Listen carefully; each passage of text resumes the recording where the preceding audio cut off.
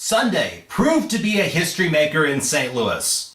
Okay, besides the obvious, Sunday was the first time ever in the history of St. Louis sports that the Cardinals, Rams, and Blues all played on the same day.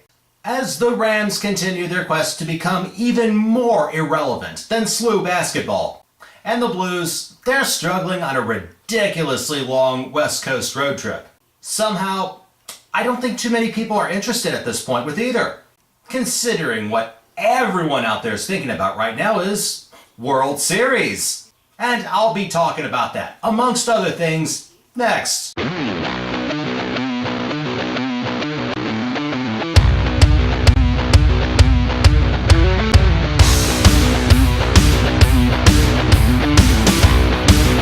The Cardinals win the pennant! The Cardinals win the pennant!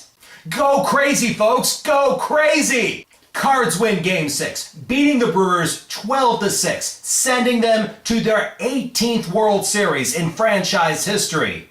And of course, the great, totally impartial broadcasters at TBS were trying to convince us just how lights out both Sean Markham and Giovanni Gallardo are, and just how the leadership of Ryan Braun and Prince Fielder were going to go back into beast mode, outslug the Cardinals in the next two games, and get to the World Series. Once again, sorry to disappoint you, TBS. What did happen?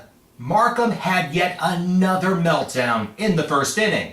Lance Berkman gets an RBI single with 2 on. John Jay scores, and we're up 1-0. It would have been 2-0, but once again, the ump totally blows a call. On the ground ball hit by Matt Holliday, Albert Pujols comes in, slides under the tag by Jonathan Lucroy, but he was still called out. Didn't matter though, because the next hitter, David Freese, goes yard.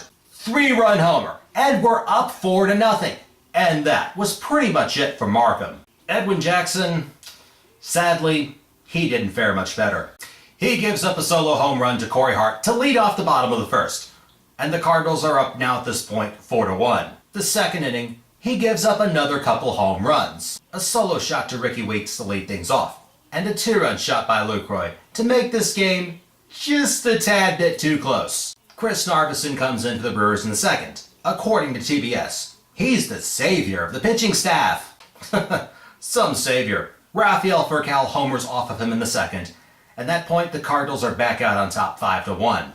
Next inning, he gives up a leadoff homer to the Meng, and the Cardinals are now leading 6-4. Narveson would go on to load the bases, and Nick Punta hits a sac fly to score Matt Holliday.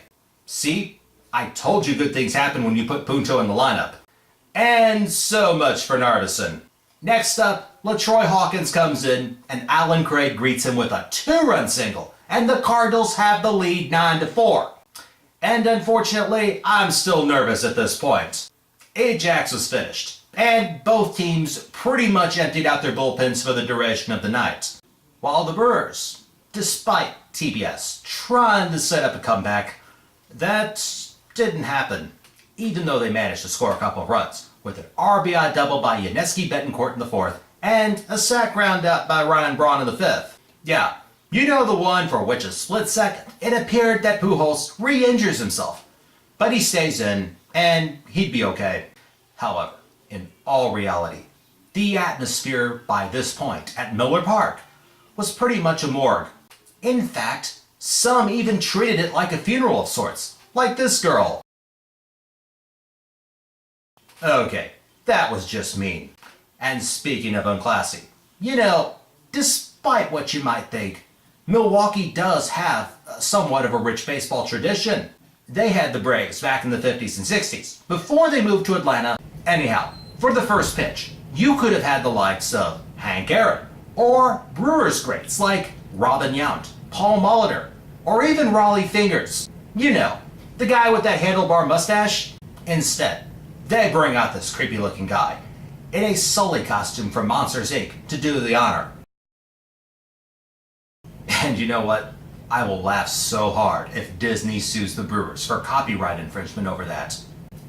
As for the Cardinals' other runs, with 2 on in the fifth, Yadier Molina grounds into what would have been a groundout, but third baseman Jerry Hairston misfields the ball, then botches the throw.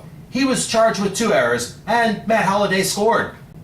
After that, Adron Chambers then sacks fly to right, scores Freese, makes it an 11-5 game at that point. And Albert, he gets an RBI single, scoring Daniel Descalso for the 12th run of the game. See? I told you he was fine. I'm still nervous at this point. Jason Mott, 6th pitcher of the night, gets the Brewers out in order in the bottom of the 9th, striking out Mark Kotsay to end it. The celebration begins, and the Cardinals have another happy flight back to St. Louis with another National League trophy. David Freese, who hit .545 in the series with 3 home runs, 3 doubles, 7 runs, and 9 RBIs, was the National League Championship Series MVP. Now, the Cardinals, they've got their work cut out. They host the American League champion Texas Rangers on Wednesday night in Game 1 of the World Series. And unlike the NLCS or any other playoff game the Cardinals have been in, this game will be on Fox instead of TBS. Chris Carpenter, he gets the start for us, and he's going up against C.J. Wilson of the Rangers. And already, everyone's picking the Rangers to win it all. That's fine. You know what? Let them. They did the same thing during the regular season against the Braves, the National League Division Series with the Phillies, and last round with the Milwaukee Brewers. Now, as for my completely unbiased opinion, 7 games, the Rally Squirrel crushes the Claw and Antlers, no ginger ale celebration, and the Cardinals win their 11th World Championship.